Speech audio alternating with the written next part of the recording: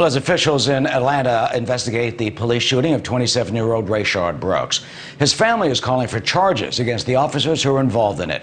The officer who authorities say fired 3 shots at him and killed Brooks, former officer Garrett Rolfe, he has been fired. Could the next step be criminal charges? Let's bring in our legal panel, trial lawyer, immigration attorney Rachel Self, and defense attorney and former prosecutor Robert Schalk. Welcome to you both. Robert, let me start with you. Do you think that Rolfe will be charged, indicted, and what could he face?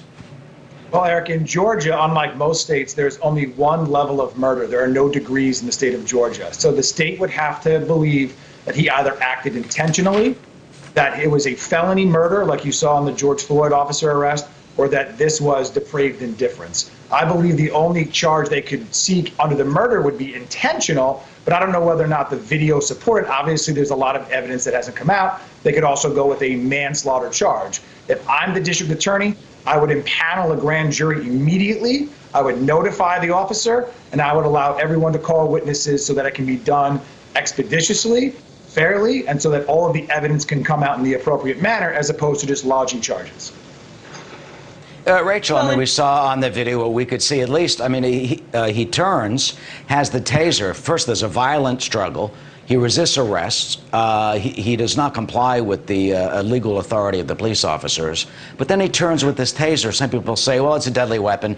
Other people say, no, it's not. It's not a gun, that the officer should not have had a service revolver out, and there's no reason for this killing.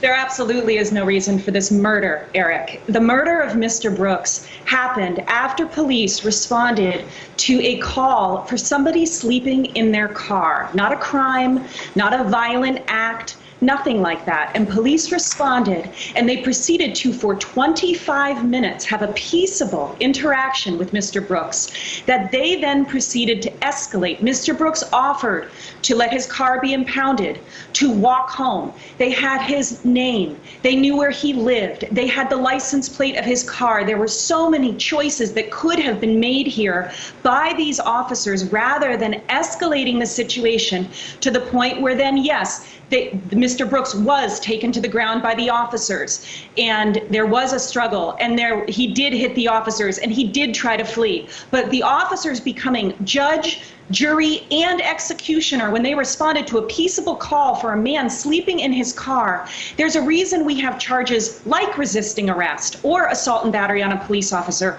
or fugitive from justice. We have those charges so that a person could be charged if they actually commit those crimes. But Rachel, you say, let me interrupt you for a second. You say the police escalated it. That's not apparent at all in that video. It shows that they did have 20 minutes. He was very polite. Let me finish. He was very polite, called the police officers sir, and that it was Mr. Brooks who escalated it by suddenly dropping down and resisting arrest and throwing punches, it seems. That the police were acting in a very professional manner, Rachel, it seems. So I actually would disagree with that, Eric. And as Bob pointed out, there is a lot of various evidence in this case. But what we've seen so far is there are over 25 minutes of various cell phone videos, various things. And what we've seen is, yes, he did struggle. Absolutely, he did. But we need to remember, if we're going to consider the objective intent of the officers at a time when something's going on,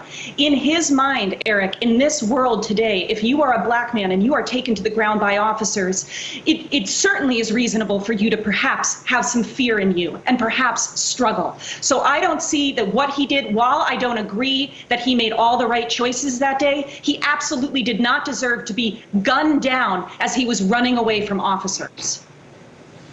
And finally, Robert, what's your view on the escalation and the fact that, you know, as citizens, what type of responsibility do we have? Sadly, if he complied, he would have been taken to booking probably, and, you know, would have been out, and it would have been maybe a DUI charge at worst. Right, exactly. I mean, I think Rachel's forgetting the fact that she's acting as if he was in the parking lot merely sleeping. He was blocking traffic. Cars were going around him. If he drove there in an intoxicated state, he failed the preliminary breath test. They were doing their duty. I have both prosecuted. I have prosecuted. Wait a minute, Rachel. I've prosecuted and defended people charged with this exact thing, where they're in the drive-thru at a fast food restaurant and they pass out for whatever reason. If the key's in the ignition, the engine is running, and they're doing, as Eric pointed out, they were cordial, and the minute they went to place him in custody, they weren't becoming violent. He literally took them to the ground, threw punches, took a taser. Now, I agree.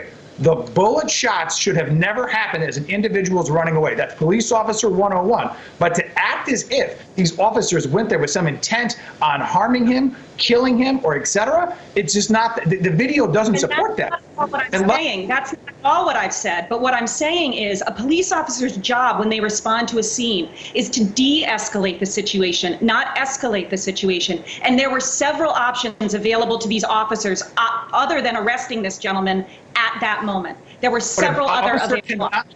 You can't say an officer should just have, in this environment, not be permitted to effectuate a lawful arrest. That's his or her job, and that's exactly what they do. In this environment, an officer should take extra special caution to try to de-escalate a situation. Well, what would you have done, Rachel? I mean, if he apparently was over the legal limit, according to the police, would you say, well, just go home and we'll drive you home? No, well, that's what they would have done in the olden days, Eric. How many people remember in the olden times keys left in a tailpipe by the officer who let the person just go home?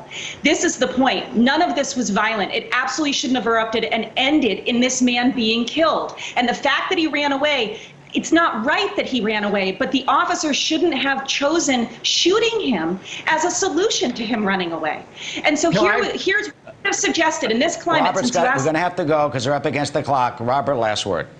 Briefly. Yeah, I agree with Rachel to that capacity. If he was running away at that point, they had his car, they had his registration, they knew where he lived, and they knew what he looked like. He's on video. The one thing I'll say, though, is when a police officer has someone turn to them with a taser who had just taken them to the ground, swung a punch, tried to tase them, we can't get into their mind in that split second. Is this guy going to tase me, come back for my gun, and shoot me? We can't put ourselves in that split-second decision. It is an impossibility, and it's going to be very difficult for any jury, should charges be lodged, to say that he didn't fear for his life at that point. Yeah, the police union, as I pointed out, said that police procedure was properly followed. We will see what the prosecutors do. Rachel and Robert, thank you for weighing. Thank you for having me. Thank you, guys. Thanks, Eric.